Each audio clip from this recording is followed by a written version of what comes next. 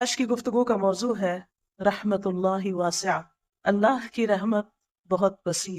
سوال یہ پیدا ہوتا ہے کہ رحمت کہتے کس کو؟ رحمت ہے کیا چیز؟ عام زبان میں رحمت کا لفظ استعمال ہوتا ہے دل کی نرمی کے لیے، دل کا نرم ہونا، کسی پر شفقت اور مہربانی کرنا۔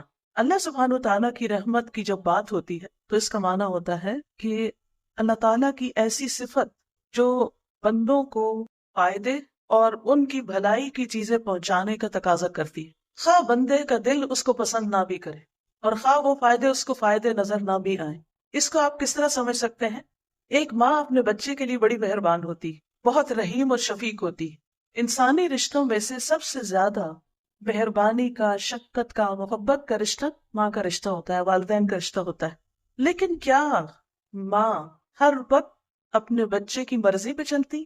نہیں، کبھی وہ بچے کے ساتھ پیار کرتی، کبھی وہ بچے کے ساتھ لاڈ کرتی ہے، لیکن کبھی بچے کے ساتھ سختی بھی کرتی، کبھی بچے کو اس کی پسند کی چیز دیتی ہے، کبھی بچے کو اس کی پسند کی چیز سے روک بھی دیتی۔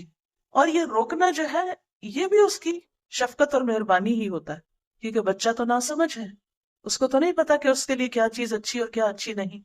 وہ تو یہی چاہتا ہے اپنی ناسمجھی میں کہ جو چیز اس کو اچھی لگتی ہے بس اسے وہ مل جائے۔ ہمارا حال بھی کچھ ایسا ہی ہے۔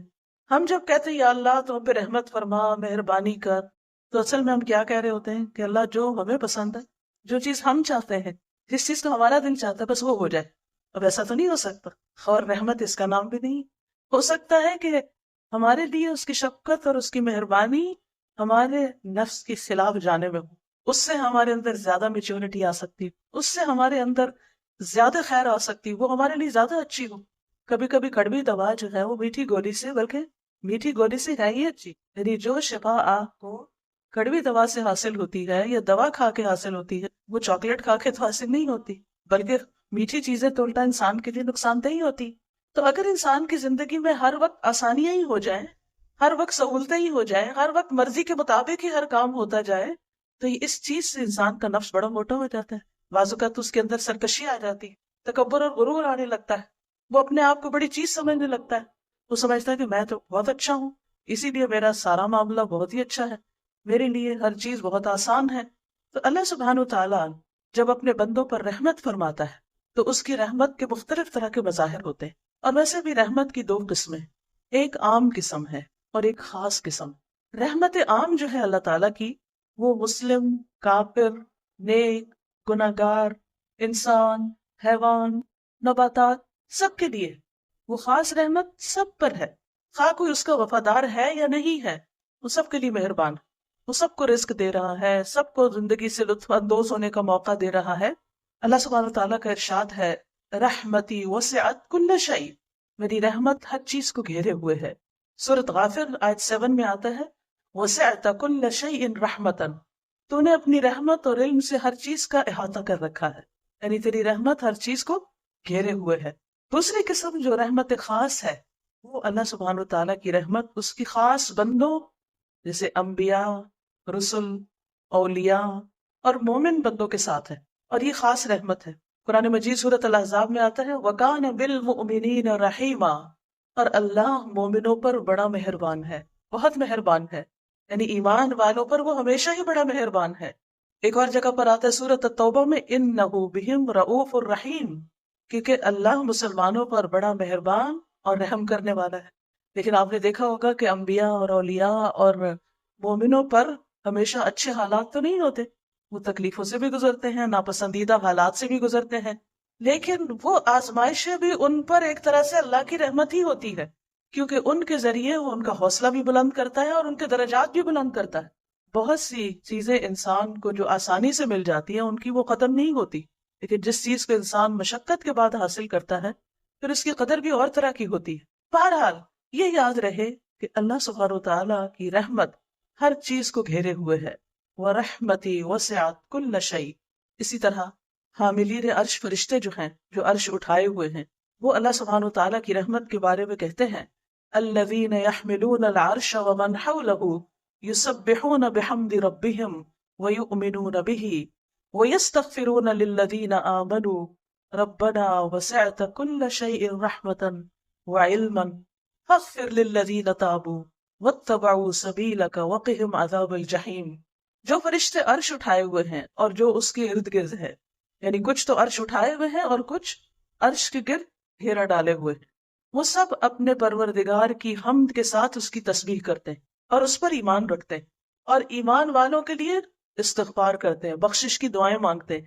کیا کہتے ہیں؟ اے ہمارے رب، تو نے اپنی رحمت اور علم سے ہر چیز کا احاطہ کر رکھا ہے، لہٰذا جن لوگوں نے توبہ کی ہے اور تیری راہ کی پیروی کی ہے انہیں تو بخش دے اور دوزخ کے عذاب سے بچا لے. تو اس سے یہ پتہ چلتا ہے کہ فرشتے اللہ کی رحمت کا وسیلہ بنا کر ایمان والوں کے لیے استغفار کی اور رحمت کی دعائیں کرتے ہیں. اس سے ہمیں اندازہ ہوتا ہے کہ یہ ایمان جو ہے یہ بذات خود کتنی قیمتی چیز ہے.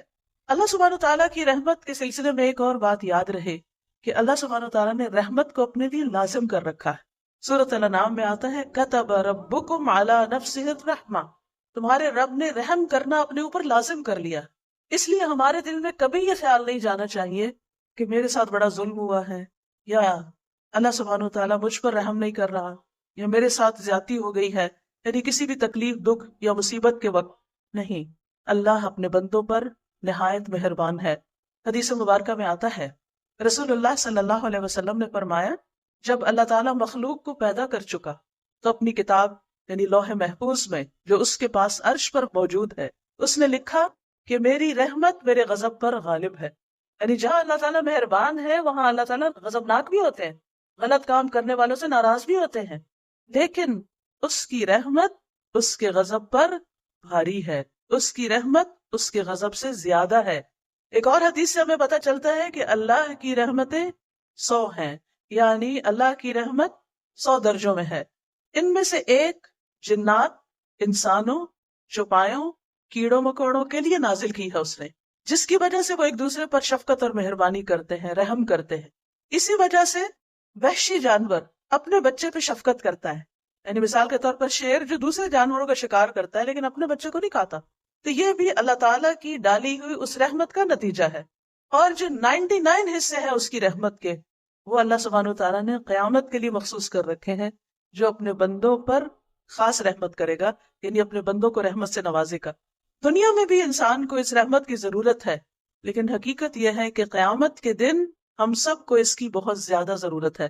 اور یاد رکھیے کہ کوئی بھی شخص اللہ کی رحمت کے بغیر جنت میں جا ہی نہیں سکتا، کیونکہ ہم میں سے کوئی شخص عمل کے ساتھ جنت کی قیمت نہیں چکا سکتا. کہ اگر ہم میں سے کوئی یہ سمجھے نا کہ میں نے تو اتنے اچھے کام کر لیے کہ اب تو جنت میرا حق بن گئی یا میں اس کی حقدار ہو گئی، تو یہ غلط فہمی ہے. ہم میں سے کوئی بھی جنت کا حقدار نہیں ہے، یہ اللہ کی رحمت ہے کہ وہ ہمیں اپنی رحمت سے اس میں داخل کرے. اور جنت کا ایک نام بھی رحمت رکھا ہے اللہ نے. اللہ تعالیٰ فرماتے ہیں انتی رحمتی، تو میری رحمت ہے، ارحم بکی من اشاء، تیرے ذریعے میں رحمت کروں گا جس پر میں چاہوں گا.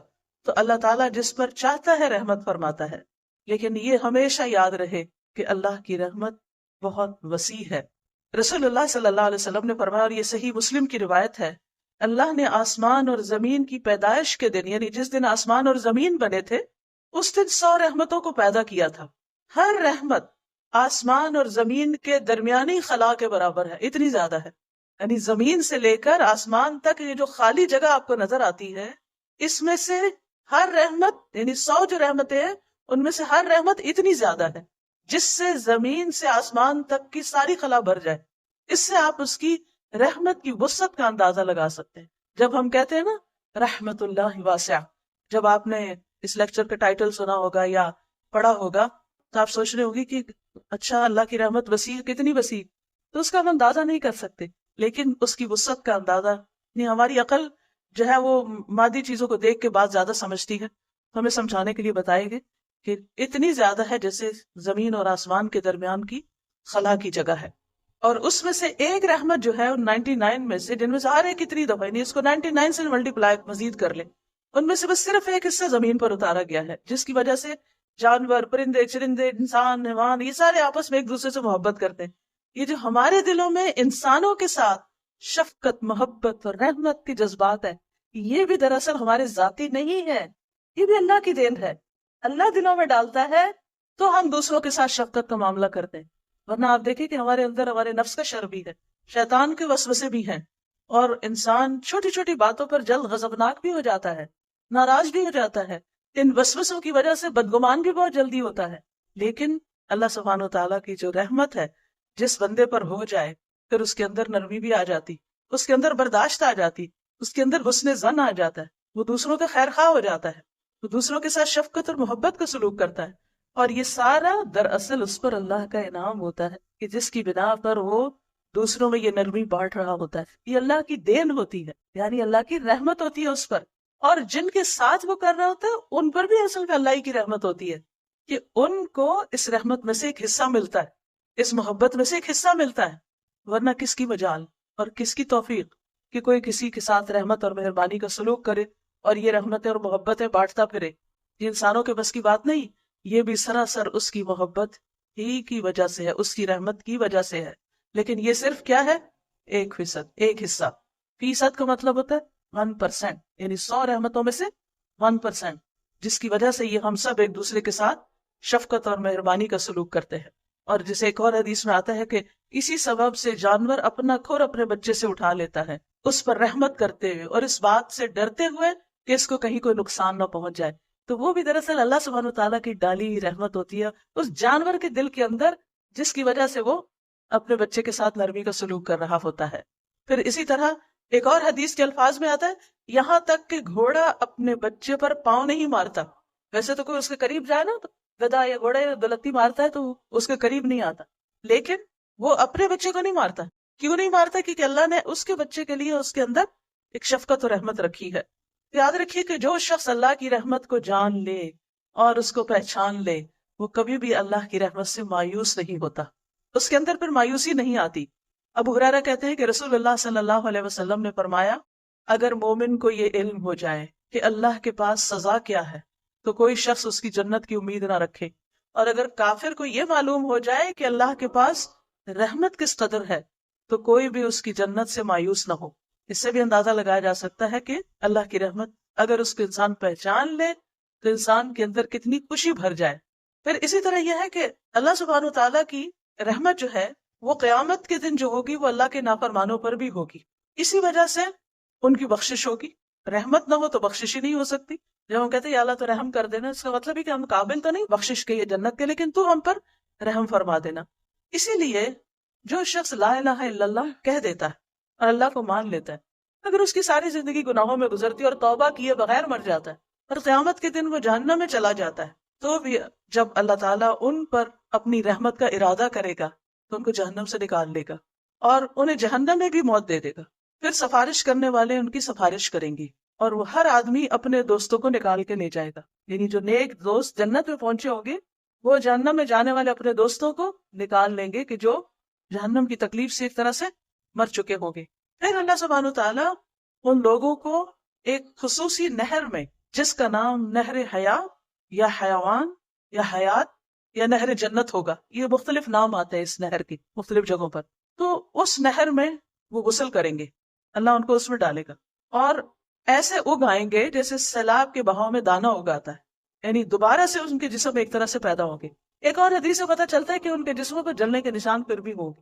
جو جنت میں جائیں گے تو لوگ پہچان جائیں گے اور ان کو جہنمیون کے نام سے پہچانے گے کہ یہ وہ لوگ ہیں جو جہنم میں جانے کے بعد جنت میں پہنچے، لیکن اتنے گناہ کر کے سزا بھگت کے پھر بھی جو جنت میں جائیں گے تو اللہ کی رحمت سے ہی جائیں گے، ورنہ اگر اللہ تعالیٰ رحمت نہ کرے تو وہیں پر ہی پڑے رہیں.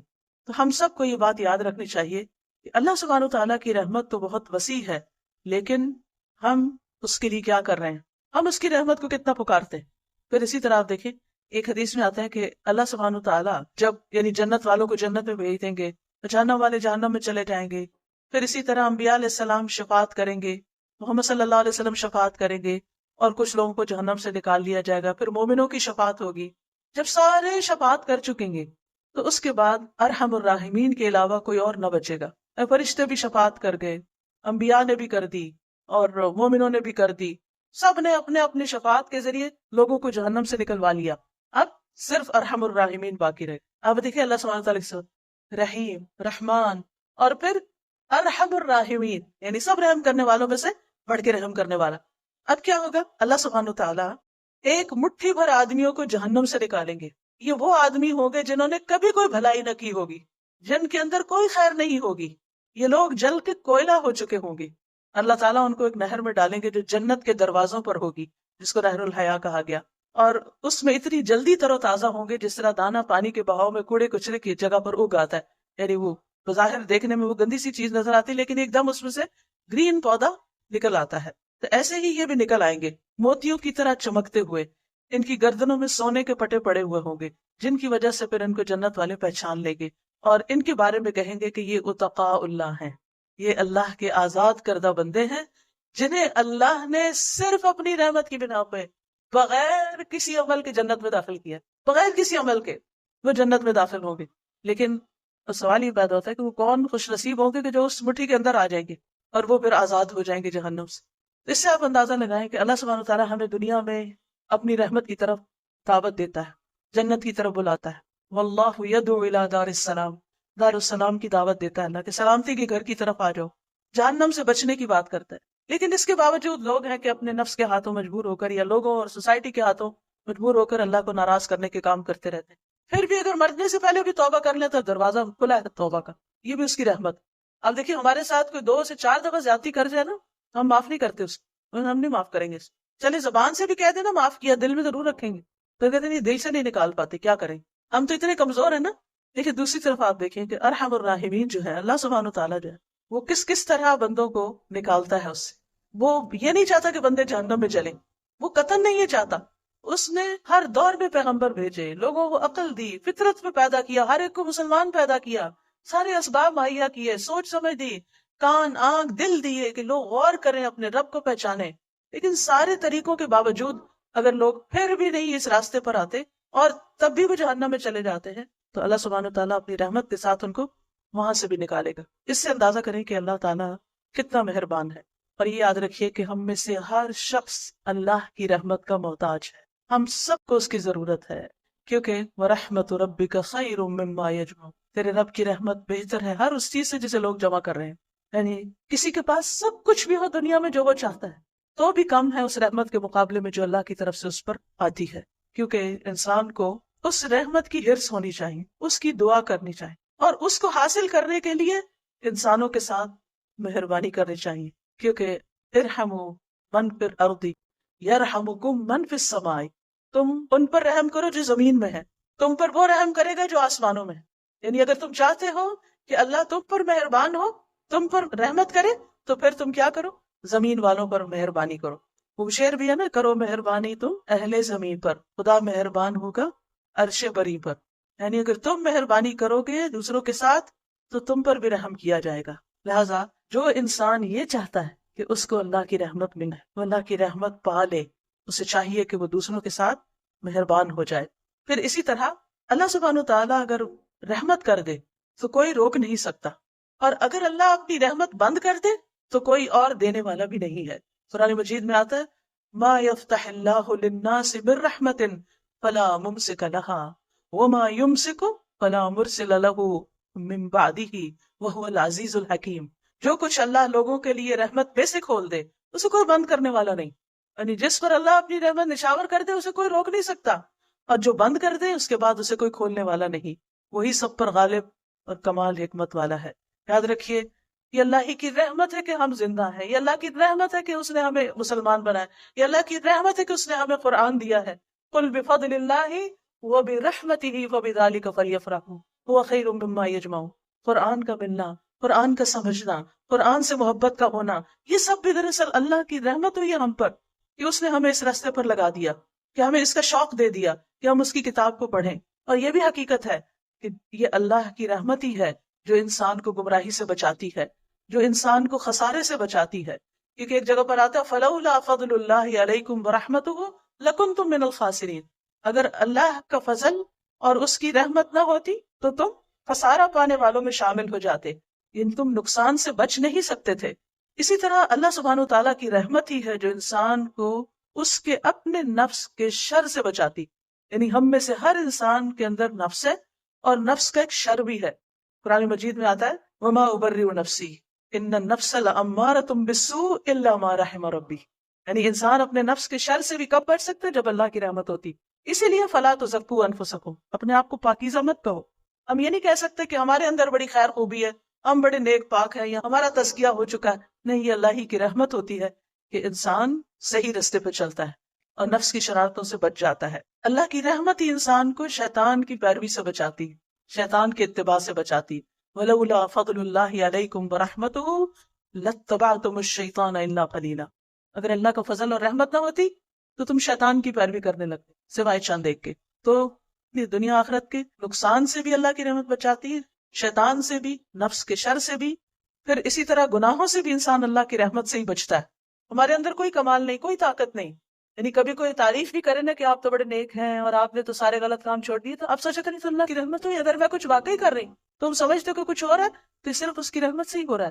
میرے اندر کوئی کمال نہیں ہے، اس میں میرا کچھ نہیں ہے، یہ اس نے مہربانی کی ہے مجھ پر.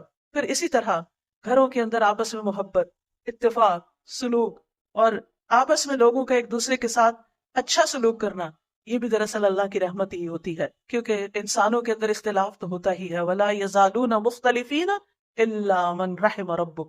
لوگ ہمیشہ آپس میں اختلاف کرتے رہیں گے مگر جس پر تیرے رب کی رحمت ہو جائے، جس پہ رب کی رحمت ہو جائے، ان لوگوں کے اندر موافقت ہو جاتی ہے، آپس میں محبتیں ہو جاتی ہیں، آپس میں ایک دوسرے کی کیئر اور ایک دوسرے کے بارے میں کنسرن ہوتا ہے انسان کے اندر پھر.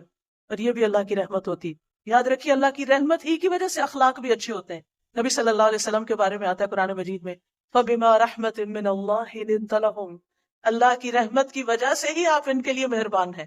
یعنی یہ آپ پر اللہ کی رحمت ہے کہ آپ ان کے ساتھ نرم ہیں، مہربانی کا اچھا سلوک کرتے ہیں. وَلَوْ كُنْتَ فَظًّا غَلِيظَ الْقَلْبِ لَانفَضُّوا مِنْ حَوْلِكَ. اگر آپ سخت دل ہوتے، تند مزاج ہوتے اور سنگ دل ہوتے تو یہ آپ کے آس پاس سے چھٹ جاتے. تو نبی صلی اللہ علیہ وسلم کے اندر بھی جو رحمت تھی وہ دراصل اللہ ہی کی دی ہوئی تھی. فَبِمَا رَحْمَةٍ مِّنَ اللَّهِ لِنتَ لَهُمْ. اور اگر کوئی لیڈر اپنے فالوورز کے ساتھ مہربان ہوتا ہے تو وہ بھی دراصل اللہ ہی کی رحمت کے ساتھ ہوتا ہے. یہ اللہ ہی کی رحمت ہوتی ہے کہ جس میں سے اس کو حصہ مل جاتا ہے، اور جس کو نرمی میں سے حصہ مل گیا اس کو تو بہت بڑی خیر مل گئی. ان گھرانوں کے اندر تو بہت اللہ کی رحمتیں ہو گئی. پھر اسی طرح آپ دیکھیں اللہ کی رحمت انسان کو دنیا میں بھی ہمارے گناہوں کے باوجود بہت سی مصیبتوں سے بچاتی، اور آخرت میں بھی انسان اللہ ہی کی رحمت کا محتاج ہوگا. یوم لا یغنی مولا عن مولا شیئا ولا هم ینصرون الا من رحم اللہ. جس دن کوئی دوست اپنے دوست کے کچھ کام نہ آئے گا اور نہ انہیں کہیں سے مدد ملے گی مگر جس پر اللہ نے رحم کر دیا. یعنی انسانوں کے کام نہیں آ سکیں گے، اللہ کی رحمت ہی پار لگائے گی. یہ بات بھی ہمیں اچھی طرح سمجھ آنی چاہیے. اور اللہ کی رحمت ہی قیامت کے دن انسان کو تکلیفوں اور مصیبتوں سے بچائے گی. وَمَن تَقِ السَّيِّئَاتِ يَوْمَئِذٍ فَقَدْ رَحِمْتَ. اس دن جس کو تو نے برائیوں کے برے انجام سے بچا لیا اس پر تو نے دراصل رحم کر دیا. اور اللہ ہی کی رحمت انسان کو جنت میں لے جانے والی ہے. نبی صلی اللہ علیہ وسلم نے فرمایا کسی شخص کا عمل اسے جنت میں داخل نہیں کر سکتا. صحابہ نے عرض کیا یا رسول اللہ صلی اللہ علیہ وسلم آپ کا بھی نہیں؟ آپ نے فرمایا نہیں، میرا بھی نہیں، سوائے اس کے کہ اللہ اپنے فضل اور رحمت سے مجھے نوازے. اب جب انسان کو یہ احساس ہوتا ہے نا کہ جو کچھ بھی ہے دنیا کی خیر یا آخرت کی سب اللہ سبحانہ وتعالیٰ کی رحمت سے، تو پھر انسان اللہ سبحانہ وتعالیٰ کے ساتھ ایک تعلق قائم کر وہ سب سے بڑھ کر اللہ کی طرف لپکتا ہے، کیونکہ سب کچھ دینے والا تو وہی ہے. اسی نے ہماری مادی ضروریات بھی پوری کی اور جذباتی اور روحانی اور ہر طرح کی، اور جو بھی نعمت ہے فما بکم من نعمت فمن اللہ. تمہارے پاس کوئی بھی جو نعمت ہے وہ اللہ کی طرف سے. اگر یہ ذہانت ہے یا عقل ہے یا سمجھ ہے یا علم ہے یا اچھا گھرانہ اللہ نے دیا، اچھے ماں باپ دیے، اچھے بہن بھائی دیے، اچھا ماحول دیا، دین کی سمجھ، سب اس کی طرف سے، اسی کی رحمت. تو یہ چیز انسان کے اندر جب آ جاتی ہے تو پھر انسان اللہ کا شکر گزار ہوتا ہے، اللہ کی طرف رجوع کرتا ہے، اللہ کے ساتھ اپنا تعلق درست کر لیتا ہے. اسی طرح آپ دیکھیے کہ اگر انسان اللہ کی رحمت کو سمجھنا چاہے تو کائنات پر بھی غور و فکر کرے. بارشوں کا برسنا، مردہ زمین کا زندہ ہونا، یہ زمین کا نباتات اگانا، یہ سب کا سب اللہ کی رحمت اور اس کی وجہ سے ہے. پھر رزق کے اسباب آسان ہونا، یہ بھی اللہ ہی کی رحمت ہے. پھر اسی طرح نعمتوں کی کثرت، یہ سب بھی اللہ کی رحمت ہے. اندھیروں سے روشنی کی طرف لانا، بندے کو ہدایت کا انتظام کرنا، یہ بھی اللہ تعالیٰ ہی کی رحمت ہے. پھر بندوں کے اعمال کی حفاظت کرنا، جیسے وَمَا كَانَ اللَّهُ لِيُضِيعَ إِيمَانَكُمْ إِنَّ اللَّهَ بِالنَّاسِ لَرَءُوفٌ رَحِيمٌ. مسلمان جو قبلے کی تحویل سے پہلے فوت ہو گئے تو ان کو فکر ہوا کہ کہیں ان کی نمازیں نہ ضائع ہو جائیں، کیونکہ انہوں نے وہ قبلے کی طرف نہیں پڑھی تھی. کیونکہ قبلہ رخ ہونا یہ نماز کی فرائض میں سے ہے، یہ لازم ہے، اس کے بغیر نماز نہیں ہوتی. تو اب ان کو سب سے پہلے فکر یہ ہوئی کہ جو لوگ اس سے پہلے ہی فوت ہو گئے تھے کعبہ کی طرف منہ کیے بغیر ہی جو دوسری طرف منہ کر کے نماز پڑھتے رہے، ان کا کیا ہوگا؟ اللہ تعالیٰ فرماتے ہیں اللہ تمہارے ایمان یعنی تمہاری نمازوں کو ضائع نہیں کرے گا، کیونکہ ان اللہ بالناس لرؤوف الرحیم، تمہارے اعمال کی حفاظت اور ان پر جزا اور پھر دعاؤں کی قبولیت، یہ سب بھی اللہ کی رحمت ہی ہے۔ سورۃ مریم کے شروع میں اللہ تعالیٰ فرماتے ہیں ذکر رحمت ربک عبدہ زکریا، تیرے رب کی رحمت کا ذکر جو اس کے بندے زکریا پر ہوئی، کیا؟ اذ نادى ربه نداء خفيا قال رب اني وهن العظم مني واشتعل الراس شيبا ولم اكن بدعائك رب شقيا، جو اس کی رحمت سے امید رکھتے تھے اسی لیے ان کے اندر مایوسی نہیں آتی تھی۔ تو اللہ سبحانہ وتعالیٰ اس دعا کی قبولیت کو اپنی رحمت بتاتے ہیں۔ پھر اسی طرح یہ اللہ کی رحمت ہوتی ہے کہ اللہ تعالیٰ ایمان والوں کی حفاظت کرتے ہیں اور ایمان والوں کی اولاد کی بھی حفاظت کرتا ہے۔ سورۃ کہف میں جو ایک نیک والدین جو فوت ہو چکے تھے اور ان کے بچے یتیم تھے، ان کے مال کی حفاظت اللہ نے کس طرح کی؟ خضر علیہ السلام وہاں گئے اور انہوں نے وہاں اس کے اوپر ان کے خزانے پر دیوار بنا دی۔ جب موسیٰ علیہ السلام نے پوچھا کہ اس بستی والوں نے تو آپ کو کھانا بھی نہیں دیا اور آپ نے ان کے بچوں کی دیوار بنا دی، تو انہوں نے کیا کہا کہ میں نے اپنی مرضی سے نہیں کیا، یہ دراصل کیا تھا؟ یہ اللہ کی رحمت تھی، رحمت من ربک۔ تو بات یہ ہے کہ اللہ سبحانہ وتعالیٰ کی یہ خاص رحمت ہوتی ہے کہ جس کی وجہ سے وہ غیر محسوس طریقے سے بندوں کی مدد کرتا ہے اور ان کو بخش دیتا ہے، ان کی غلطیوں سے درگزر کرتا ہے۔ لیکن اب سوال یہ پیدا ہوتا ہے کہ ہم اللہ کی رحمت کو کیسے حاصل کریں، اپنی طرف کیسے متوجہ کریں، ہم کیا کام کریں کہ جس سے اللہ کی رحمت آئے ہم پر؟ اس میں سب سے پہلی چیز ایمان ہے، ایمان لانا اور ایمان کو درست رکھنا اور ایمان پر جم کے رہنا، ایمان کی مضبوطی، یہ انسان کو اللہ کی رحمت کا مستحق بناتا ہے۔ قرآن مجید سورۃ النساء میں اللہ تعالیٰ فرماتے فَأَمَّا الَّذِينَ آمَنُوا وَاعْتَصَمُوا بِهِ فَسَيُدْخِلُهُمْ فِي رَحْمَةٍ مِّنْهُ، اب جو لوگ اللہ پر ایمان لے آئے اور انہوں نے کتاب کو مضبوطی سے تھاما، وَاعْتَصَمُوا بِهِ، یا اللہ کو اپنا سہارا بنایا، فَسَيُدْخِلُهُمْ فِي رَحْمَةٍ مِّنْهُ، وہ اپنی طرف سے ان کو رحمت سے نوازے گا، ان کو اپنی رحمت میں داخل کرے گا۔ پھر اسی طرح توحید پر جمے رہنا، جب کچھ بچے ایک بستی سے نکل کر غار کی طرف گئے تھے اپنے ایمان کو بچانے کے لیے، تو انہوں نے کیا کہا تھا؟ فَأْوُوا إِلَى الْكَهْفِ يَنشُرْ لَكُمْ رَبُّكُمْ مِنْ رَحْمَتِهِ، کہ تم اس غار کی طرف پناہ لے لو، اللہ تم پر اپنی رحمت نازل فرمائے گا، رحمت نشاور کر دے گا، رحمت کھول دے گا۔ تو اس سے بھی یہ پتہ چلتا ہے کہ جب انسان ایمان پر استقامت اختیار کرتا ہے، پختگی اختیار کرتا ہے، تو اس پر بھی اللہ کی رحمت ہوتی ہے۔ پھر اسی طرح جو شخص اللہ کے عذاب سے ڈرتا ہے اس پر اللہ کی رحمت ہوتی ہے، کیونکہ اللہ کے عذاب سے ڈرنا ہم سب کے لیے ضروری ہے۔ یعنی رحمت ہمیں اللہ کے عذاب سے بے خوف نہ کر دے، یعنی جتنی بھی اللہ کی رحمت ہے لیکن اس کا جو عذاب ہے اس سے ڈرنا چاہیے اور اپنے گناہوں سے ڈرنا چاہیے۔ تو جو انسان ڈرتا رہتا ہے نا، اس پر اللہ کی رحمت ہو جاتی ہے۔ پھر اسی طرح اللہ سے دعائیں کرنا، وَادْعُوهُ خَوْفًا وَطَمَعًا إِنَّ رَحْمَتَ اللَّهِ قَرِيبٌ مِّنَ الْمُحْسِنِينَ، اللہ کی رحمت قریب ہے محسنین کے، یعنی جب انسان کوئی نیک کام کرتا ہے اور پھر دعا کرتا ہے تو اس کی دعا قبول ہوتی ہے، اس پر اللہ کی رحمت آتی ہے۔ پھر اللہ اور اس کے رسول کی اطاعت کرنے والوں پر اللہ کی رحمت آتی ہے، وَأَطِيعُوا اللَّهَ وَأَطِيعُوا الرَّسُولَ لَعَلَّكُمْ تُرْحَمُونَ، اور اللہ کی اطاعت کرو اور اس کے رسول کی اطاعت کرو تاکہ تم رحم کیے جاؤ، تم پہ رحم کیا جائے۔ پھر اسی طرح قرآن کو پڑھنا اور اس پر عمل کرنا۔ قرآن مجید میں آتا ہے وَهَذَا كِتَابٌ أَنزَلْنَاهُ إِلَيْكَ مُبَارَكٌ فَاتَّبِعُوهُ وَاتَّقُوا لَعَلَّكُمْ تُرْحَمُونَ۔ پھر قرآن کو غور سے سننا، یعنی مبارک کتاب کی پیروی کرنا، اللہ سے ڈرنا رحمت لاتا ہے۔ پھر جو شخص وَإِذَا قُرِئَ الْقُرْآنُ فَاسْتَمِعُوا لَهُ وَأَنصِتُوا لَعَلَّكُمْ تُرْحَمُونَ، جب قرآن پڑھا جا رہا ہو تو چپ ہو جاؤ، غور سے سنو تاکہ تم پہ رحم کیا جائے۔ یعنی یہ چیز بھی اللہ کی رحمت کو لاتی ہے۔ یعنی جب ایک بندہ اللہ کے کلام کی طرف متوجہ ہوتا ہے، لیکن کتنی دفعہ ایسا ہوتا ہے تلاوت لگی ہوتی ہے اور ہماری باتیں نہیں ختم ہوتی۔ پھر اسی طرح یہ ہے کہ اپنے فرائض ادا کرنا، فرائض کی ادائیگی رحمت کا سبب بنتی ہے۔ نیک عمل، فَأَمَّا الَّذِينَ آمَنُوا وَعَمِلُوا الصَّالِحَاتِ فَيُدْخِلُهُمْ رَبُّهُمْ فِي رَحْمَتِهِ ذَلِكَ هُوَ الْفَوْزُ الْمُبِينُ، رہے وہ لوگ جو ایمان لائے اور انہوں نے نیک عمل کیے، اللہ انہیں اپنی رحمت میں داخل کرے گا، یہی کھلی کامیابی ہے۔ تو نیک اعمال جو ہے وہ اللہ کی رحمت کا ذریعہ بنتے ہیں، اور نیک اعمال میں سب سے پہلے نماز آتی ہے۔ حدیث میں آتا ہے کہ جب تم میں سے کوئی شخص نماز کے لیے کھڑا ہوتا ہے تو اللہ کی رحمت اس کی طرف متوجہ ہو جاتی ہے۔ سبحان اللہ، یعنی نماز سب سے بہترین ذریعہ ہے اللہ کی رحمت کو اپنی طرف متوجہ کرنے کا۔ اسی وجہ سے ہم دیکھتے ہیں کہ نبی صلی اللہ علیہ وسلم جب ان پر کوئی تکلیف آتی تو وہ کیا کرتے تھے، کوئی پریشانی آتی تھی تو کیا کرتے تھے، فوراً نماز کی طرف دوڑتے تھے، فزع الی الصلاۃ، تاکہ اللہ کی رحمت کو متوجہ کر سکے۔ پھر اسی طرح نوافل پڑھنا، خصوصاً عصر سے پہلے کی 4 رکعتیں، ان کے بارے میں حدیث میں آتا ہے رحم اللہ امرأن صلی قبل العصر اربعا، اللہ اس شخص پر رحمت فرمائے جو عصر سے پہلے 4 رکعتیں پڑھے. اب یہ نہ تو فرض ہے نہ ہی سنت مؤکدہ ہے، لیکن اگر کوئی شخص پڑھتا ہے تو اللہ کی رحمت کو اپنی طرف متوجہ کرتا ہے. اسی طرح رات کا قیام اور گھر والوں کو نماز کے لیے جگانا، تو جگانے والا شوہر ہو یا بیوی ہو، اس کے بارے میں حدیث میں آتا ہے اللہ اس شخص پہ رحم کرے جو رات کو اٹھے اور نماز پڑھے اور اپنی بیوی کو جگائے، اور اللہ اس عورت پر رحم کرے جو اٹھے اور نماز پڑھے اور پھر شوہر کو بھی جگائے.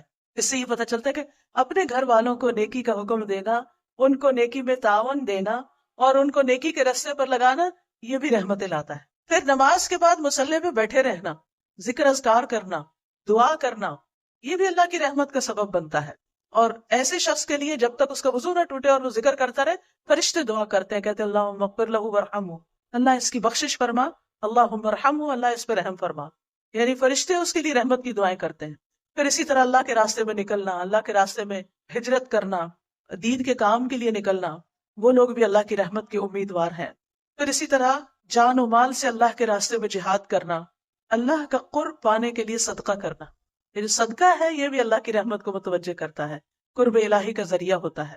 پھر اسی طرح اللہ کا ذکر، کیونکہ نبی صلی اللہ علیہ وسلم نے مسلمان خواتین کو اپنے دور کی فرمایا اپنے اوپر لا الہ الا اللہ تسبیح اور تقدیس لازم کر لو، غافل نہ رہا کرو کہ رحمت الہی کو فراموش کر دو. یعنی تمہارا ذکر کرنا ایک طرح سے رحمت لاتا ہے، تو اگر تم نے اس کو چھوڑ دیا تو رحمت کو بھول جاؤ گی. اکٹھے ہو کر مل بیٹھ کر قرآن کا پڑھنا پڑھانا، ذکر کا کرنا، یہ بھی اللہ کی رحمت لاتا ہے. لا يقعد قوم يذكرون الله عز وجل الا حفتهم الملائکہ وغشیتهم الرحمہ. جو لوگ اللہ کے ذکر کے لیے بیٹھے ہوتے ہیں فرشتے انہیں گھیر لیتے ہیں، رحمت انہیں ڈھانپ لیتی ہے. پھر اسی طرح استغفار کرنا، لولا تستغفرون اللہ لعلکم ترحمون. پھر توبہ اور اصلاح کرنا، مصیبتوں پر صبر کرنا، انا للہ و انا الیہ راجعون پڑھنا، اولئک علیہم صلوات من ربہم ورحمہ. جو انا للہ پڑھتا ہے اور تکلیف کے وقت صبر کرتا ہے، اس پر رب کی نوازشیں ہوتی ہیں، رب کی رحمت آتی ہے اور رب اس کو تھام لیتا ہے. اس لیے کسی کی بھی قریبی عزیز پیارے کی وفات پر صبر جو ہے یہ اللہ کی رحمت کا سبب بنتا ہے، خصوصاً بچے کی وفات پر. کیونکہ ماں کا دل ہوتا ہے نا اس بچے کے اندر، جب بچہ فوت ہوتا ہے اور ماں صبر کرتی ہے اور الحمدللہ کہتی ہے، تو اللہ تعالیٰ فرشتوں کو حکم دیتا ہے کہ اس کے لیے ایک گھر بناؤ جس کا نام کیا رکھو؟ بیت الحمد. اسی طرح دوسروں کو معاف کرنا، دوسروں کو معاف کرنے والوں پر بھی اللہ کی رحمت آتی. پھر اسی طرح دوسروں پر رحم کرنا، حدیث میں آتا ہے انما یرحم اللہ من عبادہ الرحماء، اللہ تعالیٰ اپنے بندوں میں سے ان بندوں پہ رحم کرتے ہیں جو دوسرے بندوں کے ساتھ رحم کرتے. یعنی اگر ہم بندوں کے ساتھ مہربانی کریں گے اللہ تعالیٰ ہم پر مہربانی کرے گا. اسی طرح ایک حدیث میں آتا ہے رسول اللہ صلی اللہ علیہ وسلم نے فرمایا اس ذات کی قسم جس کے ہاتھ میں میری جان ہے، اللہ اپنی رحمت کا مستحق رحم دل بندے کو ہی بناتا ہے. تو صحابہ نے کہا ہم میں سے ہر کوئی رحم کرتا ہے. آپ نے فرمایا نہیں، یہ نہیں کہ اپنے دوست کے حق میں رحم دل بن جاؤ، بلکہ تمام لوگوں پہ رحم کرنا ہوگا.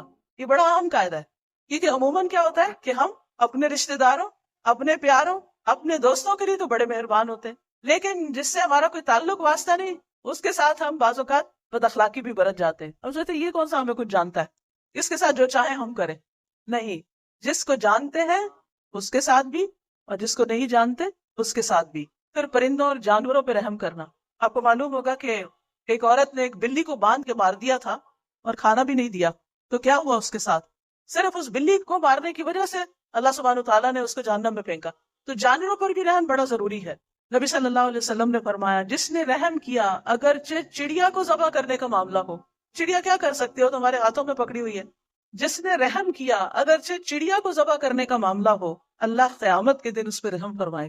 پھر اسی طرح ایک شخص نے کہا اللہ کے رسول میں بکری ذبح کرتا ہوں اور اس کے ساتھ شفقت کرتا ہوں، یعنی اس کو پانی پلا کے، اس پہ ہاتھ پھیر کے، اس کو اچھی طرح لٹا کے، کیونکہ بعض ہوتے ہیں نا ڈانٹ ڈپٹ گالیاں دیتے دیتے وہ ذبح کر دیتے، جانوروں کے ساتھ سختی کرتے ہو. نہیں، اس نے کہا کہ میں بکری ذبح کرتا ہوں اور اس کے ساتھ شفقت کرتا ہوں. آپ نے فرمایا اگر تو نے بکری کے ساتھ شفقت کی تو اللہ تعالیٰ تجھ پہ رحم فرمائے گا. کوئی نہیں ہمیں دیکھ رہا ہوتا، اللہ تو دیکھ رہا ہوتا ہے نا کہ ہم کس کے ساتھ کیا معاملہ کرتے. اسی طرح خرید و فروخت کے وقت، رکشے ٹیکسی والے کے ساتھ معاملہ کرتے وقت، قرض کے لین دین کے وقت، قرض کا تقاضا کرتے وقت، نبی صلی اللہ علیہ وسلم نے فرمایا اللہ ایسے شخص پر رحم کرے جو بیچتے وقت، خریدتے وقت اور تقاضا کرتے وقت نرمی سے کام لیتا ہے. پھر مسلمانوں کے درمیان صلح کرا دینا، آپس میں لوگوں کو جوڑنا، یہ بھی رحمت کا باعث بنتا ہے۔ امر بالمعروف اور نہی عن المنکر کرنا، اس سے بھی رحمت آتی ہے۔ قرآن مجید میں آتا ہے المؤمنون والمؤمنات بعضهم اولیاء بعض یأمرون بالمعروف وینہون عن المنکر ویقیمون الصلاة ویؤتون الزکاة ویطیعون اللہ ورسولہ اولئک سیرحمهم اللہ ان اللہ عزیز حکیم۔ مومن مرد اور مومن عورتیں ایک دوسرے کے مددگار ہیں جو بھلے کام کا حکم دیتے ہیں اور برے کام سے روکتے ہیں، وہ نماز قائم کرتے ہیں اور زکوٰۃ ادا کرتے ہیں اور اللہ اور اس کے رسول کا حکم مانتے ہیں۔ یہی لوگ ہیں جن پہ اللہ رحم فرمائے گا، یعنی ان کاموں سے بھی اللہ کی رحمت آتی۔ پھر اسی طرح جماعت سے جڑ کے رہنا، لوگوں کے ساتھ مل کے رہنا۔ حدیث میں آتا ہے والجماعت رحمت والفرقۃ عذاب، جماعت رحمت، یعنی آپس میں مل جل کے رہنا، مل کے کام کرنا، ٹیم ورک کا ہونا رحمت ہے، اور افتراق عذاب ہے۔ پھر عیادت کرنا کسی بیمار کی، جب تک انسان مریض کے پاس بیٹھتا ہے اسے اللہ کی رحمت ڈھانپ لیتی ہے۔ اسی طرح رمضان کا مہینہ رحمتوں کا مہینہ ہے۔ رمضان میں کیا ہوتا ہے؟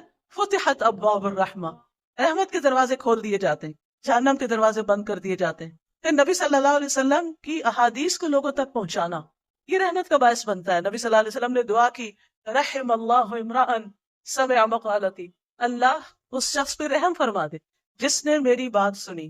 ایک اور جگہ آتا ہے سمع منی حدیثا، جس نے مجھ سے حدیث سنی، فبلغہ کما سمع، تو جیسی سنی ویسے پہنچا دی۔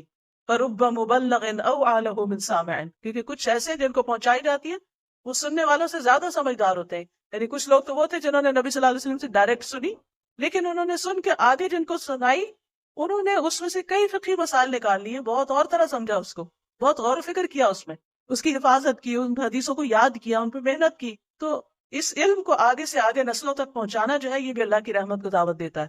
لیکن کچھ کام ایسے جو اللہ کی رحمت سے محروم بھی کرتے ہیں انسان، ان سے بچنے کی ضرورت۔ سب سے پہلے تو اللہ کا انکار، یہ کفر۔ پھر دوسروں پہ رحم نہ کرنا، حدیث میں آتا ہے من لا یرحم الناس لا یرحمہ اللہ عز وجل، جو لوگوں کے ساتھ رحم نہیں کرتا اللہ بھی اس کے ساتھ رحم نہیں کرے گا۔ پھر اسی طرح آپ نے فرمایا رحمت سوائے بدبخت کے کسی سے نہیں چھینی جاتی، صرف بدبخت ہوتا ہے جو دوسروں پہ ظلم کرتا ہے۔ پھر اسی طرح بچوں کو پیار نہ کرنا، چھوٹوں سے شفقت نہ کرنا۔ پھر اسی طرح گھروں میں تصویریں اور کتے رکھنا، اس سے بھی رحمت نہیں آتی، رحمت کے فرشتے نہیں آتے اس میں۔ اور پھر آخر میں یہ کہ رحمت کے حصول کے لیے دعائیں بھی کرنی چاہیے۔ قرآن و سنت میں ہمیں کئی دعائیں ملتی ہیں جس سے ہم اللہ کی رحمت کو پکار سکتے ہیں۔ اور پھر رحمت کی دعا کرنے کے خاص مواقع بھی ہیں، جیسے نماز میں اس میں آتے ہیں اللہم اغفر لی وارحمنی، جیسے دو سجدوں کے بیچ میں۔ اسی طرح صبح و شام کے اذکار میں بستر پر لیٹتے ہوئے ان امسکت نفسی فرحمہا، پھر مجلس میں بیٹھ کے مشکل حالات میں نبی صلی اللہ علیہ وسلم یہ کثرت سے پڑھتے تھے یا حی یا قیوم برحمتک استغیث۔ پھر پریشانی کے وقت اللہم رحمتک ارجو فلا تکلنی الی نفسی طرفۃ عین واصلح لی شأنی کلہ لا الہ الا انت۔ پھر اسی طرح قرض کی ادائیگی کے لیے دعا، اس میں بھی رحمت کہ اللہ مجھ پہ رحم فرما۔ بارش کی دعا۔ پھر اسی طرح جب لوگوں کو دیکھے کہ وہ سونا چاندی اکٹھا کر رہے ہیں اس وقت آپ اپنے لیے کیا دعا کریں کہ اللہ تو میرے لیے اپنی رحمت کو واجب کر۔ پھر اسی طرح دوسروں کو رحمت کی دعا دینی چاہیے کہ اللہ ان پہ رحمت کرے۔ سب سے پہلے کس کے لیے؟ والدین کے لیے، رب ارحمہما کما ربیانی صغیرا۔ اسی طرح جب سلام کرے تو السلام علیکم ورحمۃ اللہ کہیں، یعنی دوسروں کو رحمت کی دعا دے۔ پھر چیخ مارنے پر کوئی چیخ مار کے الحمدللہ کہے تو اس کو جواب دے یرحمک اللہ، اللہ تجھ پہ رحم فرمائے۔ پھر اسی طرح اگر کسی کے یہاں کھانا کھائیں تو میزبان کے لیے دعا کریں کہ اللہم اغفر لہم وارحمہم وبارک لہم فیما رزقتہم، کہ اللہ ان کو بخش دے، ان پہ رحم فرما، اور جو رزق تو نے انہیں دیا ہے اس میں ان کے لیے برکت پیدا کر دے۔ اسی طرح کسی سے کوئی فائدہ ہمیں پہنچے اس کو بھی دعا دیں کہ اللہ سبحانہ تعالیٰ فلاں پہ رحم کرے، اس نے میرے ساتھ یہ بھلائی کی۔ کسی کو یاد کرتے ہوئے نبی صلی اللہ علیہ وسلم ام اسماعیل کا ذکر کرتے ہوئے فرماتے ہیں یرحم اللہ ام اسماعیل، اللہ ام اسماعیل پر رحم فرمائے۔ کسی کو نیک کام کرتے ہوئے دیکھے تو اس کو رحمت کی دعا دے۔ پھر اسی طرح کسی کی بات صحیح کرنی ہو، کسی کی غلطی ٹھیک کرنی ہو تو اس وقت بھی آپ کہ اللہ تم پہ رحم کرے یا اللہ فلاں پہ رحم کرے، اور پھر اس کے بعد اس کا ذکر کریں۔ اسی طرح کبھی آپ کسی کا تعارف لینا چاہیں تو اس وقت بھی آپ یہ دعا کر سکتے ہیں کہ اللہ تعالیٰ آپ پہ رحمت فرمائے، آپ کا کیا نام ہے، یا جو بھی اس کا تعارف یا چیز معلوم کرنی ہے آپ نے۔ قبرستان کی زیارت کرتے وقت، میت کے لیے دعا کرتے وقت، یہ تمام مواقع ایسے ہیں جس میں انسان دوسروں کو رحمت کی دعا دیتا ہے۔ لیکن اپنے لیے جو دعائیں ہیں اب ہم سب اپنے لیے مانگتے ہیں سبحان اللہ والحمد للہ ولا الہ الا اللہ اکبر ولا حول ولا قوة الا باللہ العلی العظیم اللہم صل علی محمد وعلی آل محمد كما صلیت علی ابراہیم وعلی آل ابراہیم انک حمید مجید اللہم بارک علی محمد وعلی آل محمد كما بارکت علی ابراہیم وعلی آل ابراہیم انک حمید مجید رب اغفر وارحم وانت خیر الراحمین۔ اے میرے رب تو مجھے بخش دے اور مجھ پہ رحم فرما، اور تو ہی سب رحم کرنے والوں سے اچھا رحم کرنے والا۔ ربنا آمنا فاغفر لنا وارحمنا وانت خیر الراحمین، انی مسنی الضر وانت ارحم الراحمین، انت ولینا فاغفر لنا وارحمنا وانت خیر الغافرین۔ ربنا ظلمنا انفسنا وان لم تغفر لنا وترحمنا لنکونن من الخاسرین واعف عنا واغفر لنا وارحمنا انت مولانا فانصرنا على القوم الكافرين۔ ربنا لا تزغ قلوبنا بعد إذ هديتنا وهب لنا من لدنك رحمة إنك أنت الوهاب۔ على الله توكلنا ربنا لا تجعلنا فتنة للقوم الظالمين ونجنا برحمتك من القوم الكافرين۔ رب أوزعني أن أشكر نعمتك التي أنعمت علي وعلى والدي وأن أعمل صالحا ترضاه وأدخلني برحمتك في عبادك الصالحين ادخلنا برحمتك في عبادك الصالحين۔ اللهم إنا نسألك من فضلك ورحمتك فإنه لا يملكها إلا أنت رب ارحمهما كما ربياني صغيرا یا حی یا قیوم برحمتک نستغیث۔ اللہ ہمارے سارے بیماروں کو صحت عطا فرما، اللہ ہمارے والدین کی بخشش فرما، اللہ ہم سب پر رحمت نازل فرما، ہم سب کی مشکلات آسان فرما، دنیا اور آخرت کی مشکلات اللہ تو اپنی رحمت سے ہمیں جنت الفردوس میں جگہ عطا فرما۔ یا اللہ ہمارے گھرانوں میں آپس میں اتحاد، اتفاق اور محبتیں پیدا کر دے، اور ایک دوسرے پر مہربانیاں کرنے کی توفیق عطا فرما۔ اللہ ہمارے دلوں کو نرم کر دے اور ہمیں دوسروں کا خیر خواہ بنا دے۔ اللہ ہمارے رزق روزی میں، حلال روزی میں برکت عطا فرما، اور ہم سب کو حرام سے بچا۔ یا رب العالمین ہمارے بچوں پر رحم فرما، یا اللہ انہیں ہدایت عطا فرما، انہیں نیک رستے پر چلا۔